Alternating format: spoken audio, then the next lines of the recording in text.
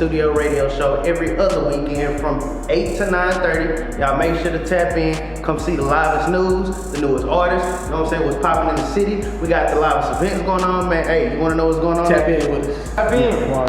Tap in. Studio. And we back. Your show like we never left. And then it was. You know what I'm saying? So my nigga was just telling me about, you said you're an artist, videographer, you used to do it all. Yeah, so look, I'm an artist first. First I'm an artist, always, right? Mm-hmm. I've been entrepreneur for a long time. Before I was even doing the rap shit, I actually owned a skateboard company. I still do. EG, it's tatted on my wrist. Because you just told me you 17. I'm 17. 17, ladies and gentlemen. You feel me? You young phenom, man. It's what I do. I grew up a certain type of way. I grew up in like Sagemont area next to BHI, if y'all know where that's at. Shout out to mine. But fucking, I grew up a certain type of way where like I saw my mom and my sister and everybody around me just go down this route of you know what I'm saying, like the gangs and the drugs. Yeah. And fucking, I was just surrounded by a lot of this shit, and I saw a lot of people fall and lose over and over and over and over again.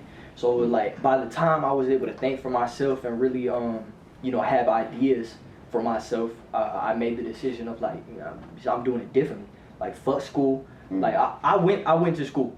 Matter of fact, we'll get into school and shit, but it was on his ass stayed in school. I did. Disclaimer. It was like on some I wanted to do it differently than everybody else, bro. Everybody else around me was just falling. So first I met one of my really close friends. His name Jordan, Clemmy Castilla High. Shout out Joe. Basically we had started a skateboard company called EG Skateboard. It's called Edge Gang, Skate Co.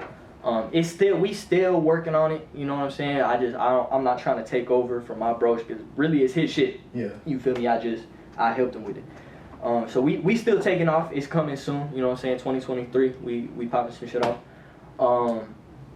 But then after that, I got into the rapping shit. I wanted to keep the rapping shit going, you know what I'm saying? Like that was my passion for real. It helped me escape. I started with the music shit because like I had always wanted to do music. I was in choir all growing up, you know what I'm saying? I liked music, you feel me? But then I started rapping because my mom was in prison. We would send poems back and forth to each other and like finish them, like half of a poem. Eventually we'd have like a book. Well, fucking then I recorded my first song on like BandLab or some shit, and then it got like 300 views on SoundCloud overnight, and I thought I was fucking famous. I was like, bro, I'm gonna like, you know what I'm saying? I was like, I'm doing this for the rest of my fucking life. I was 12. They got that hungry in you. That's yeah, I was 12. I was like, I'm doing this for the rest of my life. And then shortly after that, I would say like maybe 3-4 months later, I saw this motherfucker outside of a fucking motel room. He had a fucking bottle of Hennessy or some shit. And that big getting turned. He had some earphones on. He had a bottle of Hennessy. Me and my mom, we was homeless and shit, so we was staying in this big ass blue truck. I stuck my head out the truck. I was like, hey bro, say it out loud, because I could see him on the phone. He was writing some shit. I know what that looks like. I'm an artist, you know what I'm saying? I was like, say it out loud, bro.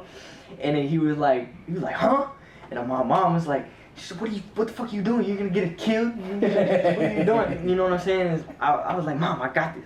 I was like, say it out loud. He was like, come here, little homie. So I walked up the little stairs, you know, my little short ass, I was little.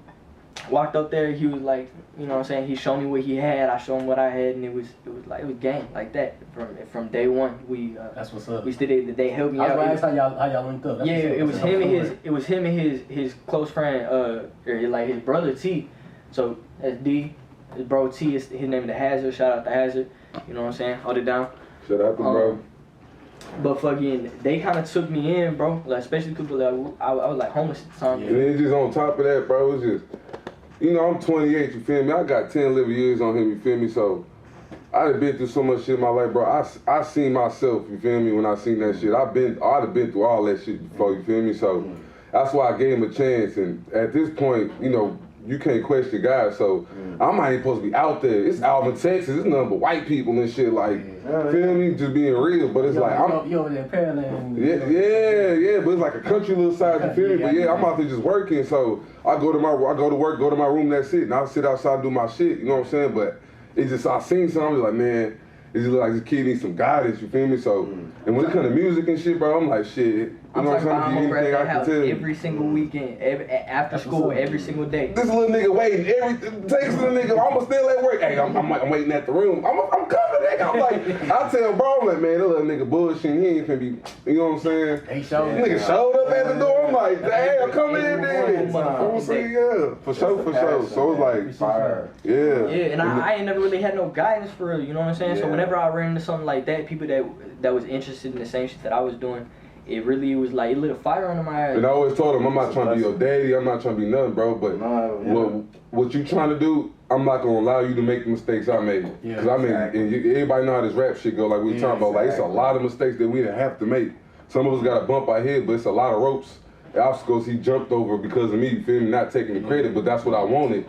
Cause that shit frustrated being at that age too, you feel me? Yes, sir. So, whole time, yeah, like I said, I'm just more of a mentor, just, you know what I'm saying? Yeah, so just real quick on that note, cause we was talking about it off camera just a little bit, how you was telling me like how you can't dread your head and you know what I'm saying, because it's the black white situation. Yeah, bro. And just for you know what I'm saying, to see, like you said, you see yourself in him, bro. Then you see color, bro. You seen the hunger, bro.